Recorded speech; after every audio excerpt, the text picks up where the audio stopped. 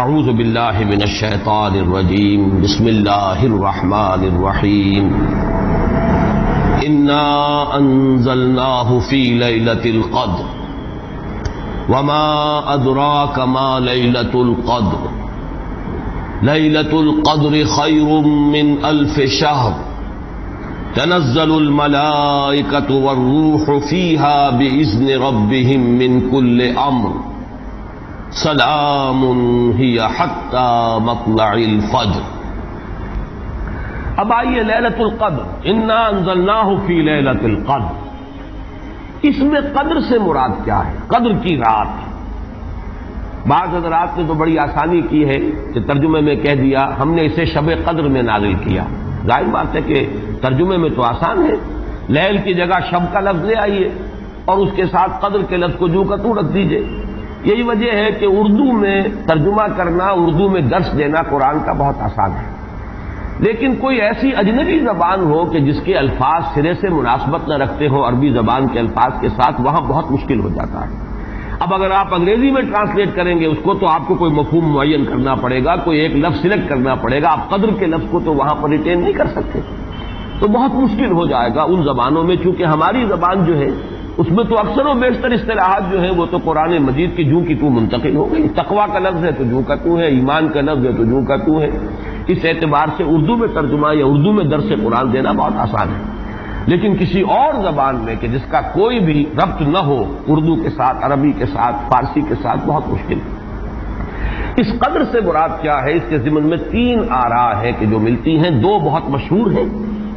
تیسری ذرا ایک شاذ رائے ہے، لیکن یہ کہ بہرحال وہ بھی میں چاہتا ہوں کہ آپ کے علم میں آ جائے۔ قدر سے مراد ایک تو یہ ہے کہ یہ تقدیر الامور،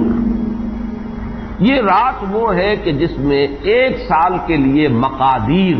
اور تقدیروں کا تعین ہو جاتا ہے۔ اگرچہ ایک لفظ میں نے استعمال غلط کر دیا اس جملے میں، تعین تو وہ ہو چکا ہے ازل میں، اللہ تعالیٰ کے علم ازلی میں تو وہ چیزیں پہلے سے موجود ہیں، کب کس وقت کس شے کو ظہور پذیر ہونا ہے، کب کس وقت کس جگہ کون سا واقعہ ظاہر ہوگا، لیکن یہ ہے کہ وہ تو اللہ کا علم قدیم ہے، علم کی حد تک وہ علم قدیم ہے، وہ تو ہمیشہ سے شے جو ہے موجود ہے اللہ کے علم قدیم میں، لیکن یہ کہ ہر سال کا معلوم ہوتا ہے کہ جیسے ہمارے ہاں ایک مفہوم ہے بجٹ سیشن ہے، سال بسال کچھ چیزیں معین کی جاتی ہیں، اس اعتبار سے ہر سال یہ ایک شب آتی ہے کہ جس میں اس سال سے متعلق امور فرشتوں کے حوالے کر دیے جاتے ہیں۔ اس اصل جو ہے ام الکتاب سے یوں سمجھ لیجئے، ام الکتاب اب یہاں میں لفظ استعمال کر رہا ہوں، اللہ تعالیٰ کا علم قدیم، اللہ تعالیٰ کے علم قدیم میں جو چیزیں معین ہیں، جو آنے والے سال کے لیے جو حالات، حوادث، واقعات جو بھی ظہور پذیر ہونے ہیں، ان کے بارے میں اللہ کے جن فیصلوں کی تنفیذ ہونی ہے وہ حوالے کر دی جاتی ہیں فرشتوں کے کہ وہ ان کو تنفیذ کریں۔ یہ گویا کہ تقدیر کی رات ہے لیلۃ القدر، یعنی وہ رات جس میں تقدیر الامور، تمام معاملات جو ہیں ان کا معاملہ طے کر دیا جاتا ہے،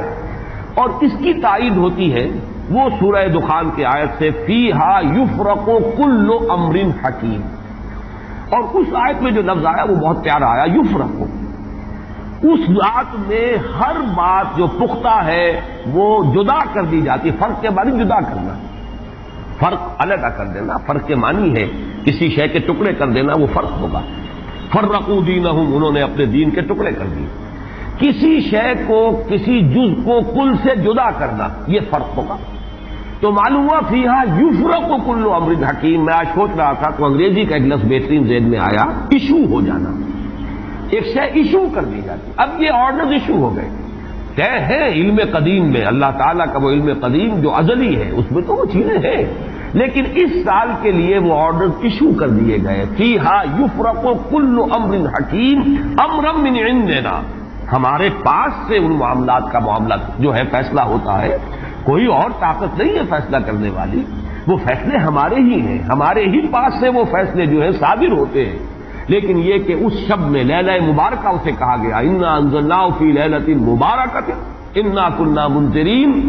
فیہا یفرق کل امر حکیم امرا من عندنا انا کنا مرسلین، وہ ہمارے پاس سے وہ فیصلے جو ہیں وہ صادر ہو کر اور حوالے کر دیے جاتے ہیں، گویا کہ آپ جیسے کہتے ہیں آرڈر ایشو ہو گئے،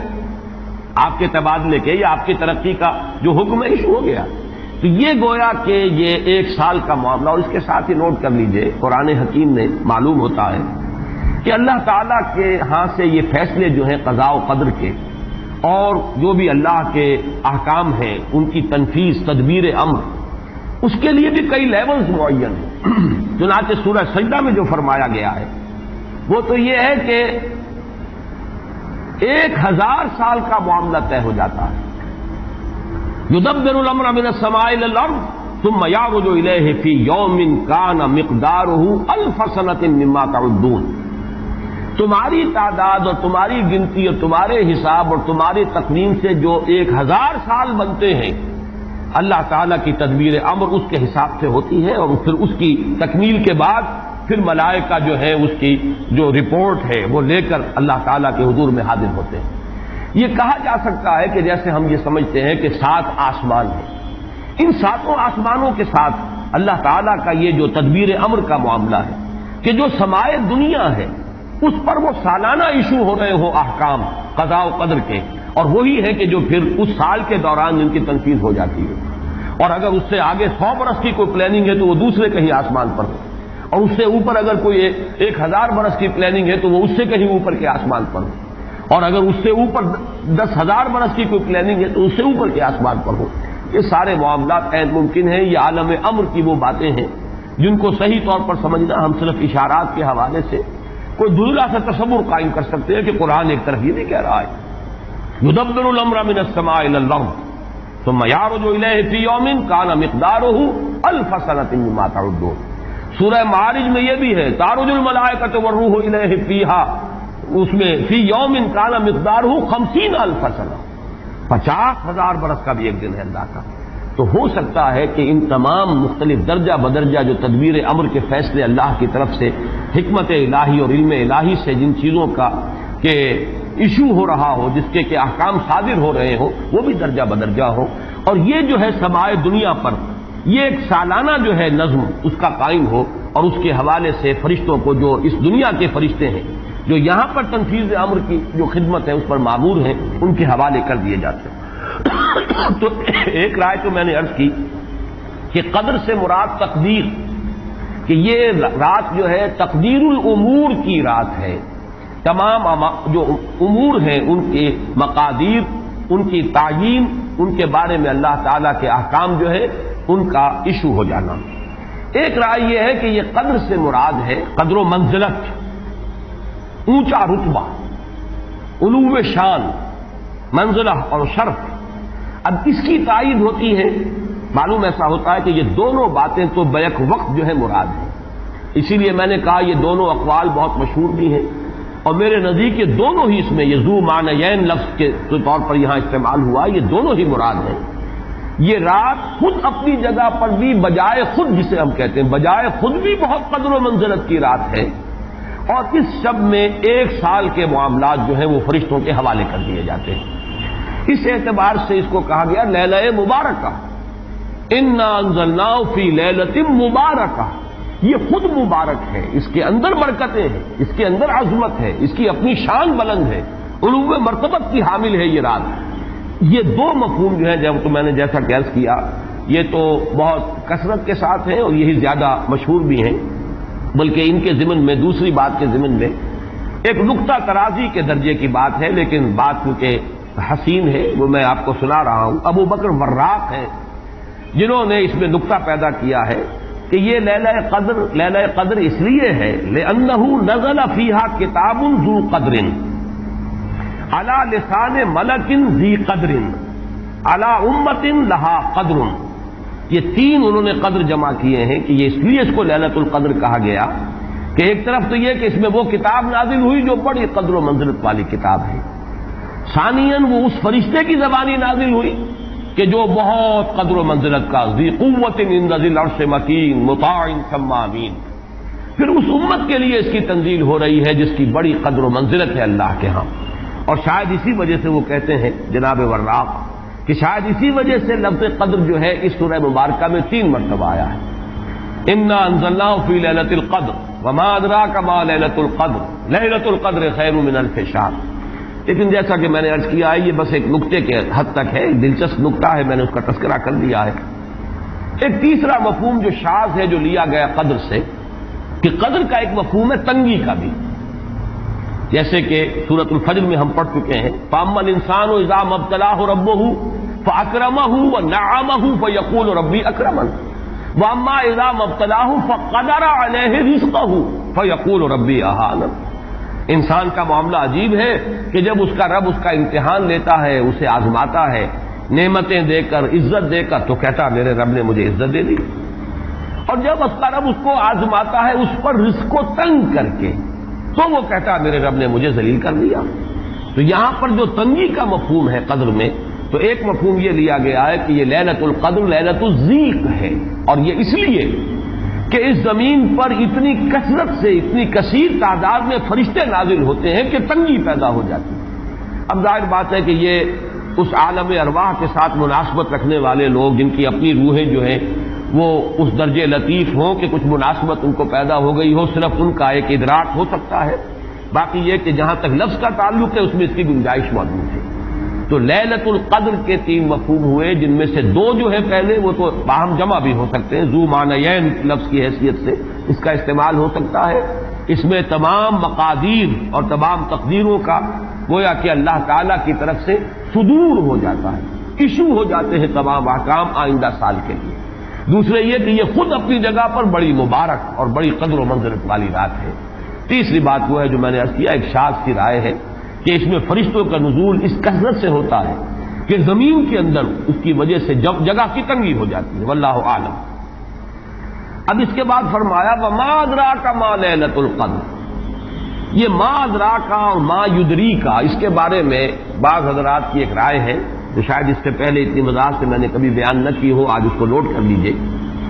عموماً تو مفسرین دونوں کا مفہوم ایک ہی لیتے ہیں، یعنی آپ کو کیا معلوم، آپ کو کس نے بتایا، گویا کہ نفی ہے کہ آپ کا اندازہ نہیں ہو سکتا کہ وہ کیا شے ہے، وہ لیلۃ القدر کی عظمت کیا ہے۔ لیکن بعض حضرات نے یہ فرق کیا ہے کہ جب یہ فعل ماضی میں آتا ہے وما ادراکا،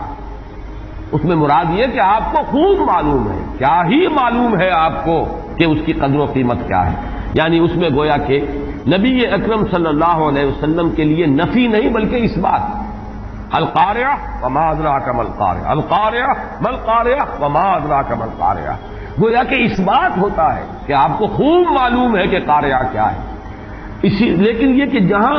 ما یدری کا آتا ہے وما یدری کا لعلہ یزکا اور یذکر فتنفع الذکرى،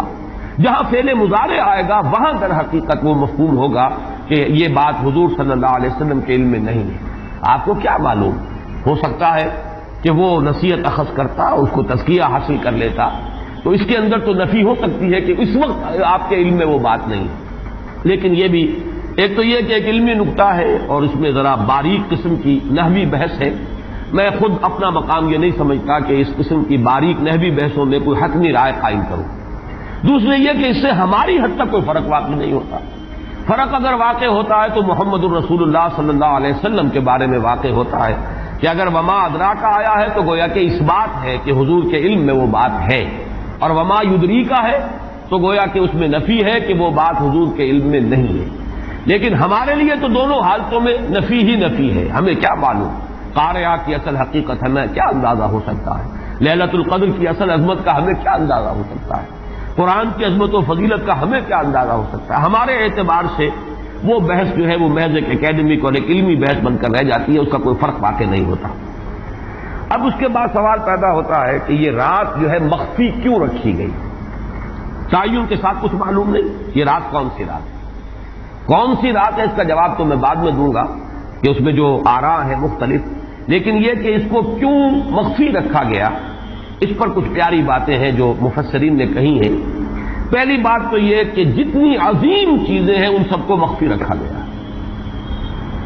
قیامت کب آئے گی، مخفی آئے گی،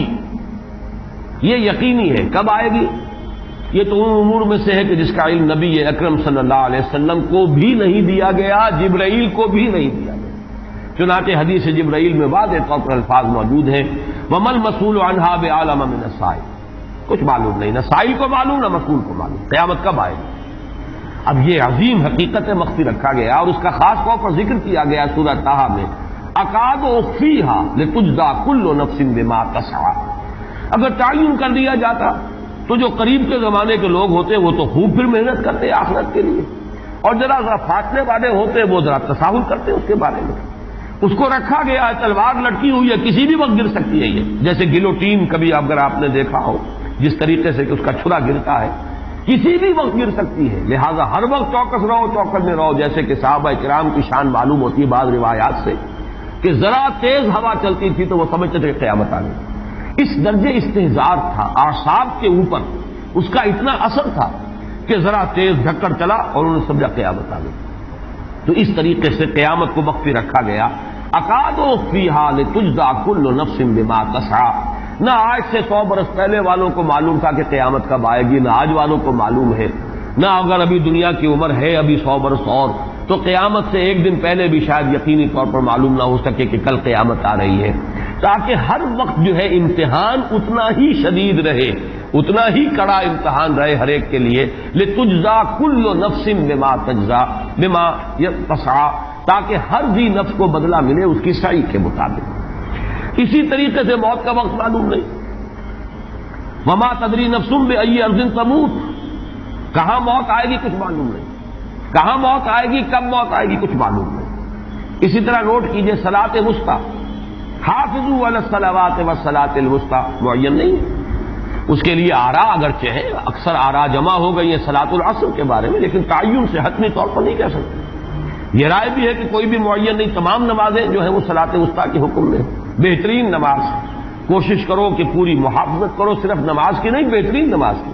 ہر نماز تمہاری بہترین نماز ہونی چاہیے، ہر روز روز عید ہو، ہر شب شب برات۔ اگر اللہ تعالیٰ کے ساتھ کوئی قلبی ربط ہے تو ہر دن جو گزر رہا ہے وہ روز عید ہے، اور ہر شب جو گزر رہی ہے وہ شب برات ہے۔ لیکن اگر وہ کہ انسان کو غفلت ان کے قلب پر طاری ہے تو وہ عید کا دن بھی اس کے لیے ایک عام دن ہے، اور شب برات بھی اس کے لیے ویسی ہی ایک رات ہے جیسی کہ ہر روز آتی ہے اور چلی جاتی ہے۔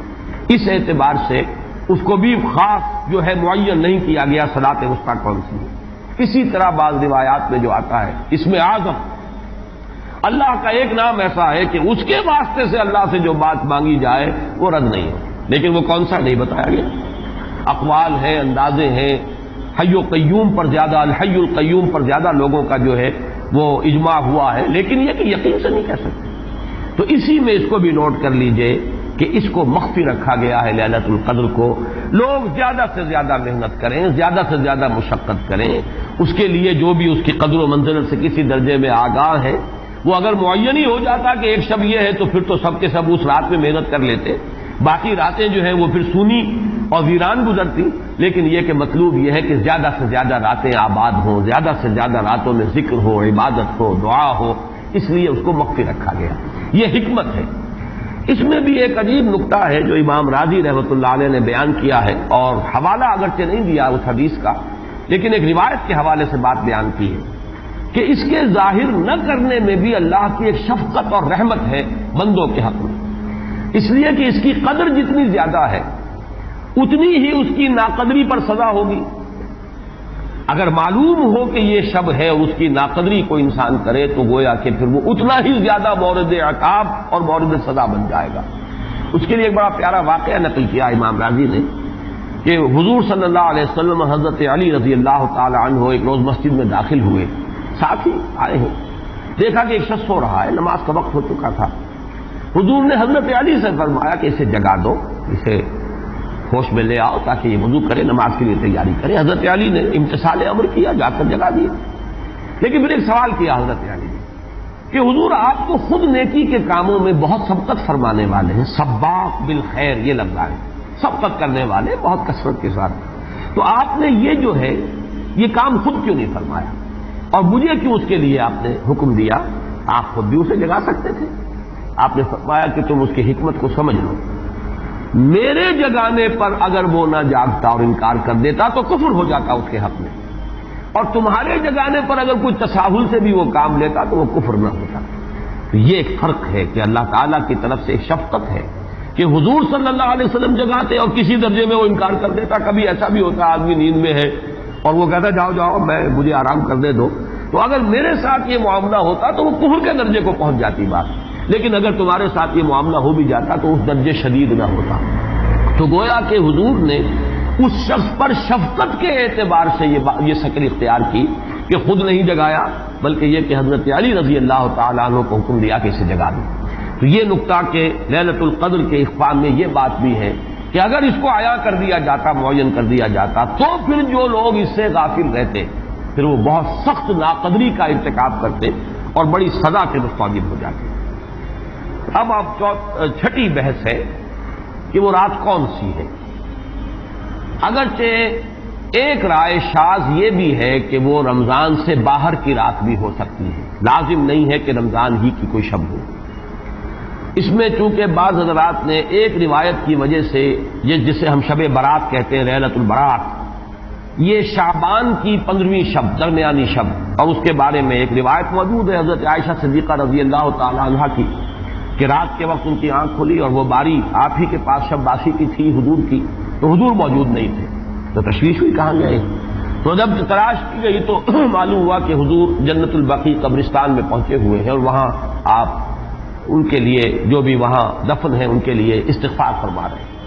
جب پوچھا گیا معاملہ کیا، تو آپ نے فرمایا یہ بڑی عظیم رات ہے اور اس رات میں فوت ہونے والوں کا فیصلہ ہو جاتا ہے، پیدا ہونے والوں کا فیصلہ ہو جاتا ہے۔ تو اب وہ بھی ایک لیلہ مبارکہ، اسی وجہ سے بعض لوگوں نے وہ جو سورہ دخان کی ابتدائی آیات ہیں انا انزلناہ فی لیلۃ مبارکۃ، اس کو محمول کیا ہے اسی رات پر کہ جس کو ہم شب برات کہتے ہیں اپنی عام اصطلاح میں، لیلۃ البرات اسے عربی میں کہا جاتا ہے۔ برات کے معنی کسی کا چھٹکارا پا لینا۔ یہ شب برات جو ہے وہ برات شادی والی برات نہیں ہے، بلکہ یہ برات کا لفظ ہے عربی زبان کا، جو ہمارے ہاں وہ غلط العام میں برات شب برات بن گیا ہے۔ برات من اللہ ورسولہ، جو سورہ برات کا پہلا لفظ ہے کہ چھٹکارا پانا، کہ وہ رات بھی ایسی ہے کہ اس میں انسان استغفار کرے اور اللہ تعالیٰ سے اپنے گناہوں کی معافی مانگے تو اپنے آپ کو جہنم سے چھٹکارا دلا سکتا ہے، وہ شب برات ہے۔ اس اعتبار سے کچھ لوگوں نے گمان کیا کہ شاید لیلۃ القدر اور لیلہ مبارکہ اس حدیث کی روح سے وہی شب ہے، وہ ظاہر بات ہے کہ خارج از رمضان مبارک ہے، اور یہ کہ اس کے علاوہ بھی بعض آراء ہیں، لیکن یہ آراء جو ہے شاذ کے درجے میں۔ میں یہ کہہ سکتا ہوں کہ تقریباً اجماع ہے اس پر کہ یہ رات رمضان مبارک ہی کی ایک رات ہے۔ اس کی دلیل ایک تو یہ کہ القرآن یفسر بعضہ بعضا کے اصول کے مطابق قرآن مجید کے اندر سورہ بقرہ میں یہ واضح کر دیا گیا شہر رمضان الذی انزل فیہ القرآن، رمضان مبارک کا مہینہ وہ ہے کہ جس میں قرآن نازل کیا گیا، اور یہاں فرمایا انا انزلناہ فی لیلۃ القدر، ہم نے اس کو اتارا ہے لیلۃ القدر میں۔ ان دونوں کو جوڑیے تو اس کا ایک لا محالہ جو ایک انیویٹیبل رزلٹ نکلتا ہے وہ یہی ہے کہ یہ لیلۃ القدر رمضان مبارک میں۔ دوسری اس کی تائید ہوتی ہے وہ مشہور حدیث جس کو الحمدللہ کہ ہم نے بہت عام کیا ہے، رمضان مبارک کی آمد سے قبل کوشش ہوتی ہے ہر سال جو ہے اس کی یاد دہانی کرا دی جائے۔ ایک طویل خطبہ جو حضور نے دیا تھا، خطبنا رسول اللہ صلی اللہ علیہ وسلم فی آخر یوم من شعبان، یہ حضرت سلمان فارسی رضی اللہ تعالیٰ عنہ سے مروی ہے کہ حضور نے شعبان کے آخری دن ہمیں خطبہ ارشاد فرمایا، یا ایھا الناس قد اظلکم شہر عظیم شہر مبارک شہر فیہ لیلۃ خیر من الف شہر، لوگوں آگاہ ہو جاؤ، تم پر ایک بہت مبارک مہینے نے، بڑی عظمت والے مہینے نے سایہ کر دیا ہے، سایہ فگن ہو گیا ہے تم پر ایک مہینہ جو بڑی عظمت والا ہے، شہر عظیم جو بڑی برکت والا ہے، شہر مبارک، اور تیسرا جملہ اس میں یہی ہے شہر فیہ لیلۃ خیر من الف شہر، وہ مہینہ کہ جس میں ایک رات وہ بھی ہے کہ جو 1000 مہینوں سے افضل ہے۔ ان دونوں چیزوں کے حوالے سے تقریباً دلائل بھی موجود ہیں، اور ویسے یہ کہ جیسا کہ میں عرض کر چکا ہوں اجماع ہے کہ یہ رمضان مبارک ہی کی ایک شب ہے، لیکن رمضان مبارک کی کون سی شب ہے اس پر بعض مفسرین نے تو لکھا ہے کہ 40 قول ہیں۔ چنانچہ صاحب تفسیر مظہری قاضی ثناء اللہ پانی پتی نے، میں نے وہ تفصیل تو نہیں پڑھی، کہ 40 قول نقل کیے، لیکن امام راضی نے جو 9 قول نقل کیے ہیں وہ میں تیزی کے ساتھ آپ کو سنا دیتا ہوں۔ ابن رزین رحمہ اللہ کا قول یہ ہے کہ رمضان کی پہلی شب ہے۔ حضرت حسن بصری رحمت اللہ علیہ، یہ ہے تابعین میں سے، اس لیے میں رضی اللہ عنہ نہیں کہہ رہا، رحمت اللہ علیہ۔ حضرت حسن بصری رحمت اللہ علیہ کی رائے ہے کہ یہ 17ویں شب ہے، یعنی وہ شب کہ پھر جس کے اگلے دن جو ہے وہ غزوہ بدر ہوا ہے، یوم الفرقان۔ حضرت انس رضی اللہ تعالی عنہ مرفوعاً روایت کرتے ہیں کہ یہ 19ویں شب ہے۔ محمد بن اسحاق جو بہت بڑے سیرت نگار ہیں حضور کے، ان کا قول ہے کہ یہ 21ویں شب ہے۔ حضرت عبداللہ ابن عباس رضی اللہ تعالی عنہما سے قول جو ہے مروی ہے کہ یہ 23ویں شب ہے۔ حضرت عبداللہ ابن مسعود رضی اللہ تعالی عنہ سے مروی ہے کہ یہ 24ویں شب ہے، اور اس کو میں ذرا اہمیت دیتا ہوں اس لیے کہ 24ویں شب جو ہے سورہ علق کی ابتدائی آیات کے نزول کے ضمن میں کچھ حساب کتاب کے جوڑنے سے 24ویں اور 25ویں شب کا بھی معاملہ جڑتا ہے، جو کہ میں نے آپ کو سورہ علق کے درس کے دوران بتایا تھا۔ اس کے بعد حضرت ابو ذر غفاری رضی اللہ تعالیٰ عنہ کا قول ہے کہ یہ 25ویں شب ہے۔ اس کے بعد حضرت ابی ابن کعب رضی اللہ تعالیٰ عنہ کا قول ہے، یہ وہ ہے جن کو کہ حضور نے خود فرمایا کہ اقرأہم ابی ابن کعب، قرآن مجید کے سب سے بڑے قاری حضرت ابی ابن کعب ہے رضی اللہ تعالیٰ عنہ، اور ان کے بھی سینے پر آپ نے تھپکی دی تھی۔ ایک سوال کیا آپ نے کہ سب سے عظیم سورت کون سی ہے، اور جب انہوں نے صحیح جواب دے دیا سورہ فاتحہ، تو پھر یہ کہ اس پر حضور نے تھپکی دی کہ تمہیں اللہ تعالیٰ نے بہت صحیح مناسبت عطا کی ہے علم کے ساتھ۔ ان کی اور صحابہ میں سے بہت سے لوگوں کی رائے، یہاں تک کہ یہ کہا جا سکتا ہے کہ بقیہ اقوال جو ہیں وہ شاذ کے درجے میں ہیں، اور یہ گویا کہ اگر اجماع نہ کہا جائے تو بہت حد تک اتفاق کے درجے میں ہے کہ یہ 27ویں شب ہے۔ اور اس 27ویں شب کے ضمن میں حضرت عبداللہ ابن عباس سے ایک روایت میں پہلے آپ کو بتا چکا ہوں کہ 23ویں شب، لیکن 27ویں شب کے ضمن میں جو مختلف روایات حضرت عبداللہ ابن عباس رضی اللہ تعالی عنہما سے مروی ہیں، ان میں بھی کچھ لطیف نکات ہیں، وہ میں بعد میں بیان کروں گا۔ اس کے بعد ایک شاذ قول اور بھی ہے کہ یہ 29ویں شب ہے۔ تو یہ گویا کہ 9 ہے اقوال، جن میں سے بعض جلیل القدر صحابہ کے ہیں، عبداللہ ابن مسعود، ابو ذر غفاری، ابن عباس، ابی ابن کعب، لیکن یہ ہے کہ سب سے زیادہ جو اتفاق اگر اجماع نہ کہا جائے تو 27ویں شب پر ہے۔ اس 27ویں شب کے بارے میں حضرت عبداللہ ابن عباس نے 3 نقطے بیان کیے۔ ایک نقطہ تو یہ ہے کہ یہ پوری سورہ مبارکہ جو ہے سورۃ القدر، اس میں 30 الفاظ ہیں، اور ان 30 الفاظ میں سے 27واں لفظ ہے ہی حتی مطلع الفجر، یہ 27واں ہے۔ اس کے اعتبار سے گویا کہ انہوں نے ایک ربط قائم کیا ہے کہ یہ 27ویں شب ہے۔ ایک بات انہوں نے یہ کہی ہے کہ اللہ تعالیٰ کو وطر محبوب ہے، اللہ وطر و یحب الوطر، اللہ خود بھی اکیلا ہے اور وطر کو پسند کرتا ہے۔ پھر یہ کہ وطر جو ہے اب رمضان مبارک کے اندر اگر وہ وطر شمار کیے جائیں گے تو 14-15 وطر بن جائیں گے، لیکن اس میں چونکہ آخری عشرے کے بارے میں بہت سی روایات جو ہیں ان کا تقریباً اجماع ہو جاتا ہے کہ آخری عشرے میں، تو آخری عشرے میں بھی 5 وطر آئیں گے، 21ویں، 23ویں، 25ویں، 27ویں، 29ویں۔ لیکن حضرت عبداللہ ابن عباس کہتے ہیں کہ 7 کا حصہ اللہ تعالیٰ کو بہت پسند ہے، اور بہت سی چیزیں جو ہیں عالم تکوینی میں بھی اور عالم تشریعی میں بھی بہت سی چیزیں وہ ہیں کہ جو 7 کے حصے کے ساتھ وابستہ ہیں۔ 7 آسمان ہیں، 7 زمینیں ہیں، ہفتے کے 7 دن ہیں، طواف کے 7 شوط ہیں، سعی بین صفا والمروہ وہ بھی 7 مرتبہ ہے، ادھر سے ادھر، ادھر سے ادھر 7۔ اسی طریقے سے سجدے کے اعضاء بھی 7 ہیں، تو اس سے انہوں نے پہلے وطر اور وطر کے بعد 7 کا حصہ رمضان کے آخری عشرے کی وطر راتیں اور ان میں 7ویں رات یعنی 27ویں شب وہ اپنے اس حساب کتاب سے بھی، اور جب انہوں نے یہ بات بیان کی تو حضرت عمر رضی اللہ تعالی عنہ نے ان کی تحسین کی ہے۔ آخری بات اور بھی کہی گئی ہے کہ لیلۃ القدر جو ہے اس کے اندر حروف کو اگر شمار کیا جائے تو 9 بنتے ہیں، اور یہ لیلۃ القدر اس سورہ مبارکہ میں 3 مرتبہ آیا ہے۔ انا انزلناہ فی لیلۃ القدر وما ادراک ما لیلۃ القدر لیلۃ القدر خیر من الف شہر، اس اعتبار سے بھی 3 کو ضرب دی جائے 9 سے تو وہ بھی 27 کا عدد بنتا ہے۔ بہرحال یہ میں نے جیسا کہ عرض کیا تھا کہ ان کا کوئی تعلق نہ صرف سے ہے، نہ نحو سے ہے، نہ روایات سے، لیکن بہرحال حضرت عبداللہ ابن عباس کا ایک ذوق ہے، اس کو آپ ذوقی باتیں بھی کہہ سکتے ہیں، لیکن یہ کہ حضرت عبداللہ ابن عباس کی ذوقی بات ہے، لہذا اس کا کم سے کم تذکرہ ہو جانا چاہیے۔ ایک بحث یہ ہے کہ اہیا باقیۃ ام لا، کیا یہ رات جو اس کی عظمت تھی یہ باقی ہے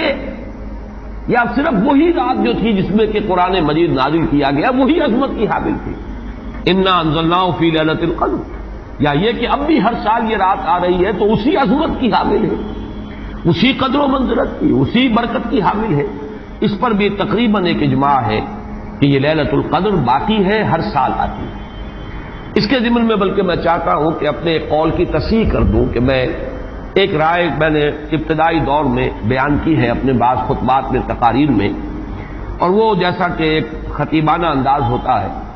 قرآن مجید کی عظمت کے بیان کے ضمن میں یہ باتیں، یہ بھی نقطے کے درجے کی باتیں ہوتی تھی اور وہ میں بیان کرتا رہا ہوں کہ قرآن ہے اصل عظمت کی حامل شے۔ جس رات میں یہ قرآن نازل ہوا وہ لیلۃ القدر بن گئی، گویا کہ لیلۃ القدر کی عظمت جو ہے وہ قرآن کی عظمت سے مستعار ہے۔ جس مہینے میں یہ نازل ہوا وہ مذہب جو ہے، وہ مہینہ جو ہے مبارک ہو گیا، شہر المبارک، اور وہ مہینہ جو ہے وہ روزے کی عظیم عبادت کے لیے مختص کر لیا گیا۔ اسی طریقے سے جو دن اس کی تعلیم کے لیے خاص کیا گیا، جو جمعے کا دن جو ہے وہ در حقیقت تعلیم قرآن کے لیے، یتلو علیہم آیاتہ ویزکیہم ویعلمہم الکتاب والحکمہ، جو حضور کا عمل تھا اسی کو دوام عطا کیا گیا ہے خطبہ جمعہ کی صورت میں۔ وہ دن جو ہے وہ سید الایام بن گیا کہ ہفتے کے دنوں میں وہ سردار دن ہے، جمعے کا دن جو ہے وہ سردار ہے تمام دنوں کا۔ یہ بات اپنی جگہ پر صحیح ہے جہاں تک اصولی اعتبار سے، لیکن میں اس میں جو تصحیح کر رہا ہوں جزوی طور سے وہ یہ ہے کہ لیلۃ القدر کی عظمت جو ہے وہ خود اپنی جگہ پر ہے، فی نفسہا ہے، اپنے ہی مقام پر ہے، اپنی جگہ ہے، بجائے خود، جسے کہتے ہیں فارسی میں بجائے خود عظمت کی حامل ہے۔ اور اس کی عظمت کا مقام یہ بھی ہے کہ اس میں فیہا یفرق کل امر حکیم، تمام معاملات جو ہے اللہ کے فیصلے جو ہیں ان کو ایشو کر دیا جاتا ہے، وہ گویا کہ حوالے کر دیے جاتے ہیں، وہ فیصلے صادر ہو جاتے ہیں اللہ تعالیٰ کی جناب سے۔ تو یہ اس کی عظمت قدیم ہے۔ قرآن کا نزول اس کے ساتھ شامل کیا گیا ہے کہ اس عظیم رات کا انتخاب کیا گیا ہے قرآن کے نزول کے لیے۔ یہ میں چاہتا تھا کہ اپنے ان سابقہ بیانات کے ضمن میں یہ تصحیح جو ہے میں آپ کو نوٹ کرا دوں۔ دوسرے یہ کہ آیا اس کے ساتھ اس کا دن بھی اس عظمت میں شامل ہے یا نہیں؟ اس میں بھی اکثر مفسرین کا جواب یہ ہے کہ دن شامل ہے، اس لیے کہ قرآن مجید کا حساب کتاب، عرب کی تقویم،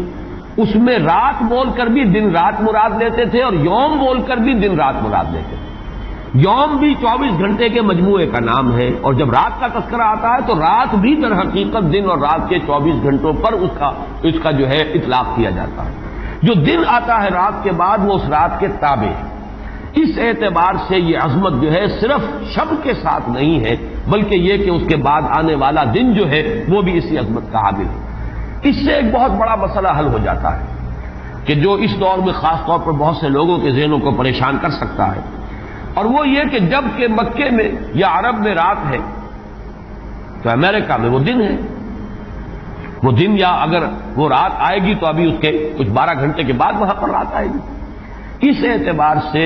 دن جو ہے وہ بھی جب شامل ہو گیا اس کے ساتھ تو معلوم ہوا کہ کرۂ ارضی کا کوئی حصہ بھی، کوئی نقطہ بھی اس برکت اور اس قدر و منزلت سے محروم نہیں رہے گا، اس لیے کہ دن کے رات کے ساتھ وہ دن جو ہے طبعاً شامل ہے۔ اب آئیے کہ یہ خیر من الف شہر، اس سے کیا مراد ہے؟ دو باتیں تو اس میں بالکل واضح ہیں۔ ایک تو اس اعتبار سے کہ اس میں جو عبادت کی جائے، استغفار کیا جائے، ذکر کیا جائے، اس کی قدر و منزلت،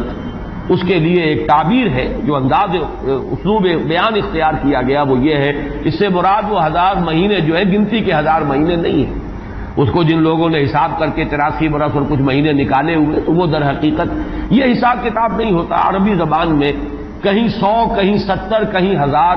یہ کثرت کی تعبیر کے لیے آتا ہے۔ تو معلوم ہوا کہ بہت زیادہ اجر و ثواب ہے عبادت کا، دعا کی قبولیت کا بہت قوی امکان ہے اس شب مبارک میں، اور یہ کہ تقرب الی اللہ کے لیے انسان کوئی کوشاں ہو تو اس کی پیش رفت جو ہے اس شب میں جو ہے وہ بقیہ دنوں اور بقیہ راتوں کی نسبت سے بہت زیادہ ہوگی۔ اس میں جو ایک اشکال پیدا ہوتا ہے ذہن میں کہ آخر کیا سبب ہے کہ بعض خاص جو دن ہیں یا بعض خاص مہینے ہیں ان کی جو خاص جو فضیلت ہے، تو اس کو میں سمجھتا ہوں کہ بہت عمدگی سے ہمارے مفسرین نے سمجھایا ہے کہ عالم مادی میں بھی ہم یہ چیز دیکھتے ہیں کہ مناسبت ہوتی ہے۔ کوئی فصل ہے گندم کی، اب آپ اگر اس کو غلط موسم میں اگر بو دیں گے تو آپ کا بیج بھی ضائع ہو جائے گا۔ مناسبت ہے، صحیح وقت ہے اس کا، اسی میں اگر وہ فصل جو ہے وہ بوئی جائے گی تو وہ مثمر ہوگی، اس سے آپ کو فصل حاصل ہو جائے گی۔ لیکن اگر آپ نے غیر وقت میں وہی بیج بہترین ہو، دانہ عمدہ سے عمدہ ہو، زمین اچھی سے اچھی ہو، لیکن یہ کہ موسم اگر آپ نے غلط چن لیا ہے، تو گویا کہ مناسبت جو ہے اوقات، دنوں، ایام، راتوں، مہینوں، سالوں، ان کے جو بھی ایک خاص مناسبت ہے نیکی کے ساتھ، خیر کے ساتھ، عالم امر کے ساتھ، روحانیت کے ساتھ، عالم ارواح کے ساتھ، اس کو ہم قیاس کر سکتے ہیں کہ جیسے موسموں اور دنوں کا معاملہ ہے، اسی طریقے سے اس عالم ارواح کے اندر اور روحانی عالم کے اندر بھی کچھ ایام ہیں، کچھ دن ہیں، کچھ مہینے ہیں جن کی خصوصی مناسبت ہے۔ چنانچہ رمضان مبارک کا مہینہ ہے، اسی طریقے سے یہ لیلۃ القدر ہے، اس کے اندر جو ہے قدر و منزلت اللہ نے جو رکھی ہے وہ اس کی ایک خصوصیت ہے جس کو ہم ظاہر بات ہے کہ عالم امر کی اشیاء جو ہے کما حق ہوں تو ان کا ادراک اور شعور ہم اس وقت اس زندگی میں اس دنیا میں حاصل نہیں کر سکتے، لیکن اس کی طرف اس تمثیل کے ذریعے سے کچھ نہ کچھ جو ہے رہنمائی ہو جاتی ہے۔ جیسے کہ قرآن مجید کی عظمت کما حق ہوں، جیسے کہ وہ عظمت ہے، کما ہیا کسی انسان کے لیے ممکن نہیں کہ اس کا ادراک اور شعور کر سکے، لیکن مثال دی گئی لو انزلنا هذا القرآن على جبل لرأيته خاشعا متصدعا من خشية الله وتلك الامثال نضربها للناس لعلهم يتفكرون۔ یہ مثالیں ہم بیان کر دیتے ہیں لوگوں کے لیے کہ جو معاملات، جو امور، جو لطیف حقائق ان کے ادراک و شعور سے ماوراء ہیں، بلندتر ہیں، اس کا کوئی اجمالی اور کوئی مبہم خاکہ تو ان کے ذہن میں آ ہی جائے ایک تمثیل کی مدد سے۔ اس اعتبار سے اس مادی عالم میں بھی جو موسموں کے اثرات اور ان کی مناسبت یا عدم مناسبت کسی کام کے ساتھ ہے، اس کے حوالے سے ہم سمجھ سکتے ہیں کہ اللہ تعالیٰ نے خاص گھڑیاں، خاص ساعات، جیسے فرمایا گیا کہ جمعے کے دن ایک خاص ساعت ایسی ہے، اب دیکھیے اس کو بھی شمار کر لیجئے، وہ بھی مخفی رکھی گئی ہے کہ وہ ساعت کون سی ہے۔ ایک خاص ساعت ہے کہ اگر کوئی شخص دعا کرے گا اس گھڑی میں تو وہ رد نہیں ہوگی، لیکن اسے خفیہ رکھ دیا گیا۔ بعض حضرات کے خیال میں دونوں خطبوں کے درمیان جو وقت ہو جبکہ امام بیٹھتا ہے یہ وقفہ ہے وہ خاص ساعت۔ بعض حضرات کے نزدیک وہ نماز کے ادا ہونے سے لے کر عصر تک کا وقفہ ہے، لہذا بہت سے حضرات کو آپ نے دیکھا ہوگا کہ وہ جمعے کے روز نماز جمعہ ادا کرنے کے بعد سے عصر تک مسجد میں قیام کرتے ہیں، ذکر اور تلاوت اس میں مشغول رہتے ہیں۔ بعض حضرات کے نزدیک اس سے مراد ہے اذان ہونے سے نماز کے ادا ہو جانے تک، اذا نودی للصلاۃ من یوم الجمعۃ فاسعوا الی ذکر اللہ وذروا البیع اور فاذا قضیت الصلاۃ فانتشروا فی الارض، ان دونوں کے مابین جو وقت ہے وہ گویا کہ اس کا، لیکن اس کو بھی مخفی رکھ دیا گیا۔ وہ جو میں نے کچھ لسٹ گنوائی تھی کہ عظمت والی چیزوں کو اللہ نے چھپایا ہے، اسے مخفی رکھا ہے، اسی میں اس کو بھی شامل کر لیجئے کہ ایک گھڑی ہے جمعے کے دن، ایک وقت ہے، ایک ساعت ہے، اس میں جو دعا کی جائے قبول ہو جائے گی۔ اسی طریقے سے یہ لیلۃ القدر ہے، اسی طریقے سے اور مختلف چیزیں۔ تو لیلۃ القدر خیر من الف شہر تنزل الملائکۃ والروح فیہا باذن ربہم من کل امر، نازل ہوتے ہیں فرشتے اور الروح، اگرچہ الروح کے بارے میں اس کا مصداق کیا ہے بہت سے اقوال ہیں، لیکن یہاں پر اکثر و بیشتر مفسرین جو ہے متفق ہیں کہ یہاں مراد حضرت جبرائیل علیہ السلام۔ فرشتوں میں ان کے چونکہ ایک خاص مقام ہے، بہت اونچا ان کا مقام ہے، کہا جا سکتا ہے سید الملائکہ، تمام فرشتوں کے وہ سردار ہیں۔ یہی وجہ ہے کہ وہی ہے قرآن کے نازل کرنے والے۔ یہ عظیم اللہ کا پیغام جو ہے نوع انسان قیام آخری حامل رحمت للعالمین، تو اس کے لانے والے بھی جو ہیں وہ فرشتوں میں، جیسے کہ میں نے وہ آیات آپ کو اس سے پہلے بھی سنائی کہ انہ لقول رسول کریم ذی قوت عند ذی العرش مکین مطاع ثم امین۔ اب یہ ساری مدح جو ہو رہی ہے، تعریف ہو رہی ہے حضرت جبرائیل علیہ السلام کی، تو یہ گویا کہ عطف الخاص علی العام کی ایک مثال ہے۔ تمام ملائکہ، الملائکہ بہت سے ملائکہ، اور یہاں پہ اس سے اندازہ کیجئے کہ معلوم ہوتا ہے بہت کثیر تعداد میں ملائکہ ہیں جن کا نزول ہوتا ہے۔ وہ جو میں نے قدر کا ایک مفہوم بیان کیا گیا تھا کہ اتنے ملائکہ آتے ہیں کہ زمین پر جگہ نہیں رہتی، اور لیلۃ القدر سے مراد لیلۃ الضیق ہے کہ ملائکہ کے لیے اس کا چونکہ ابھی حال ہی میں مجھے تجربہ ہوا ہے کہ جب ہم نے طواف وداع کیا ہے تو وہ ہم نے دیکھا ہے ضیق کی وہ کیفیت جو ہے، وہ تنگی کہ وہاں پر جگہ جو ہے آدمی کا سانس لینا مشکل ہو جاتا ہے، اس درجے تنگی۔ تو اب یہ تو ایک عالم مادی کا ضیق تھا جو ہم دیکھا ہے، جس کا ہمیں تجربہ ہو گیا۔ عالم ارواح میں فرشتوں کا ضیق کہ اتنے فرشتے نازل ہو جائیں کہ ان کو تنگی محسوس ہو، ان کو اپنے لیے جگہ نہ مل رہی ہو زمین پر، تو یہ بھی ایک مفہوم ہے۔ تنزل الملائکۃ والروح، نازل ہوتے ہیں فرشتے اور جبرائیل، بالخصوص حضرت جبرائیل علیہ الصلوۃ والسلام، فیہا اس شب میں، بِإِذْنِ رَبِّهِمْ مِنْ كُلِّ أَمْرٍ سلام، وہ اپنے رب کے اذن سے۔ اس میں گویا کہ وہ جڑ کاٹی جا رہی ہے، جیسا کہ میں نے بارہا بیان کیا ہے کہ ایمان بالملائکہ ہی بگڑ کر مشرکانہ نظام کی شکل اختیار کر لیتا ہے۔ یہ دیویوں اور دیوتاؤں کا تصور جو دنیا میں ہے، گاڈز اینڈ گاڈیسز، اور یہ جو بھی عربوں کے ہاں تھا آلہہ کا تصور، یہ در حقیقت فرشتوں کا تصور ہے جو بگڑ گیا۔ ہم جانتے ہیں فرشتہ پہاڑوں کا ایک فرشتہ ہے، ملک الجبال، جو حضور کی خدمت میں حاضر ہوا تھا یوم طائف کو۔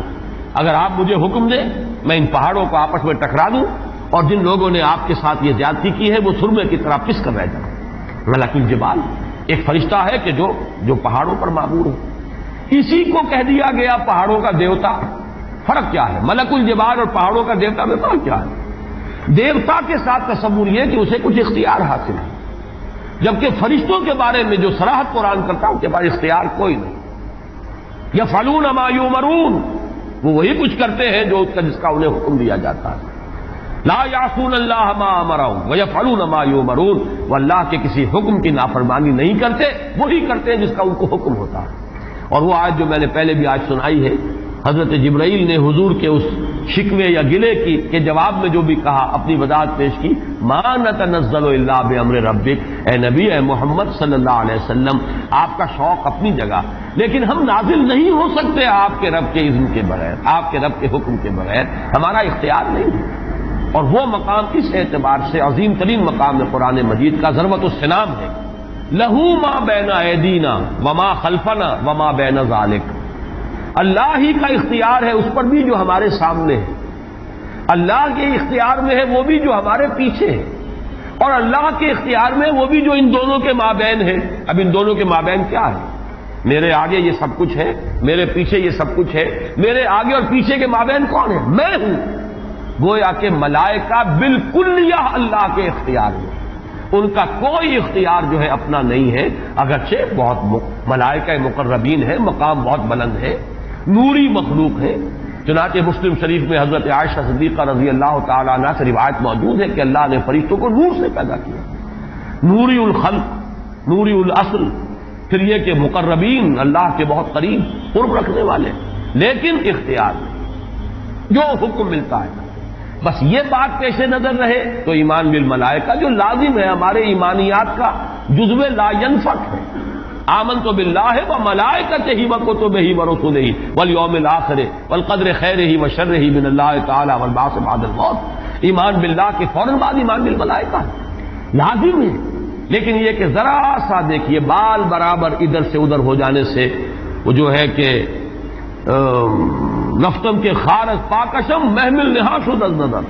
یک لحظہ غافل گشتم و 100 سال راہم دور شد، ایک لہجے کی غفلت جو ہے وہ 100 سال کی دوری ڈال دیتی ہے راستے کے اندر، ایک لہجے کی ذرا سی یہ لفظش جو ہے۔ اگر ان ملائکہ کے بارے میں یہ تصور قائم ہو جائے کہ یہ بھی صاحب اختیار ہے تو ٹھیک ہے، پھر کچھ دنڈوت ہونی چاہیے، پھر کچھ چڑھاوے چڑھانے چاہیے، پھر ان سے دعائیں کرنی چاہیے،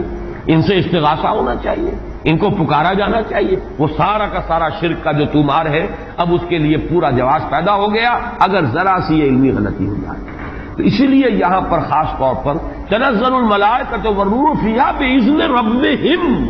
اپنے رب کے اذن سے نازل ہوتے، از خود نازل نہیں ہوتے۔ یہی بات ہے کہ جو وہاں فرمائی گئی ہے اس سورہ مبارکہ میں، فیہا یفرق کل امر حکیم امرا من عندنا، ہمارے پاس سے وہ امر جاتا ہے، کسی اور کا اختیار نہیں ہے، امرا من عندنا، اس کا فیصلہ ہم کرتے ہیں.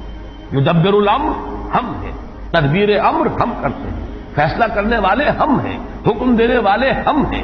تقدیر کا تعین کرنے والے ہم ہیں، اس کے لیے حکم ایشو کرنے والے ہم ہیں.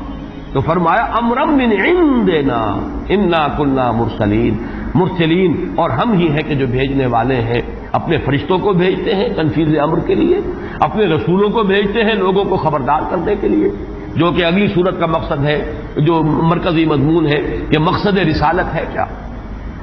تو فرمایا تنزل الملائکۃ والروح فیہا باذن ربہم من کل امر. اب دیکھیے کل امر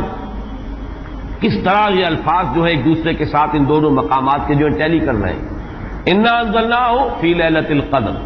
انا انزلناہ فی لیلۃ مبارکۃ. قدر اور مبارک یہ دونوں ایک دوسرے کے مقابل میں آ گئے. یہاں فرمایا من کل امر، تنزل الملائکۃ والروح فیہا باذن ربہم من کل امر. وہاں فرمایا فیہا یفرق کل امر حکیم امرا من عندنا انا کنا مرسلین. اس شب میں ایشو ہو جاتے ہیں تمام معاملات، تمام فیصلے، اور ہوتے ہیں ہمارے پاس سے. یہ غالباً جو ہمارے ہاں فیصلے عدالتی فیصلے ہوتے ہیں ان میں بھی خاص الفاظ آتے ہیں کہ یہ عدالت کا اپنا فیصلہ ہے، یا ہم اپنے فیصلے سے یہ بات جو ہے اس کا تعین کر رہے ہیں. تو امرا من عندنا یہ ہمارا فیصلہ ہمارے پاس سے اس کی تعین ہوتی ہے. سلام ہی حتی مطلع الفجر. سلام میں ایک تو یہ بات کہ نحوی اعتبار سے کہ اس کا مبتدا محذوف ہے، وہ سلامتی ہی سلامتی ہے. اور سلام کے دو معنی کیے گئے ہیں.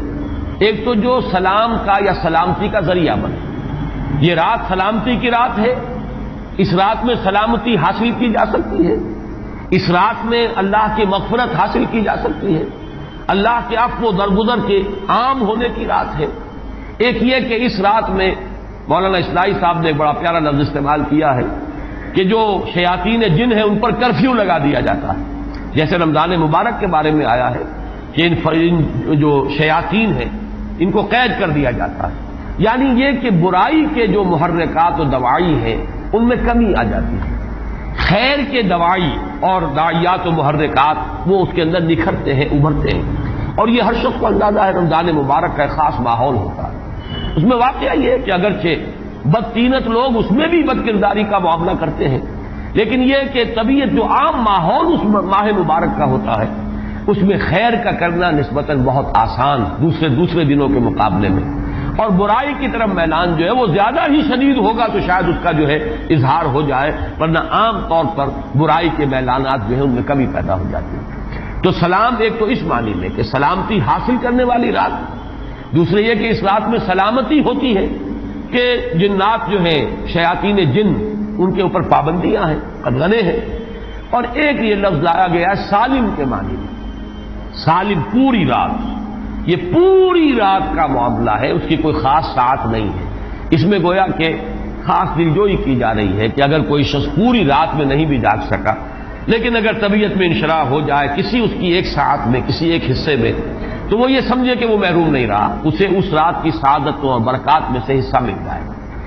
ہی حتی مطلع الفجر. اور یہ رات جو ہے یہ فجر کے طلوع ہونے تک یہ برکات کا نزول، فرشتوں کا نزول، خیر و سعادت، سلامتی کا حصول، یہ تمام چیزیں جو ہیں اس رات کے آخری جو سرحد ہے مطلع الفجر، طلوع فجر تک یہ تمام کیفیات برقرار رہتی ہیں. اللہ تعالی ہم سب کو یہ لیلہ قدر اور لیلہ مبارکہ جو ہے اس کی برکات سے اور اس کی قدر و منزلت سے اور اس کے خیرات و حسنات سے متمتع ہونے کی توفیق عطا فرمائے. بارک اللہ لی و لکم فی القرآن العظیم و نفعنی و ایاکم بالآیات والذکر.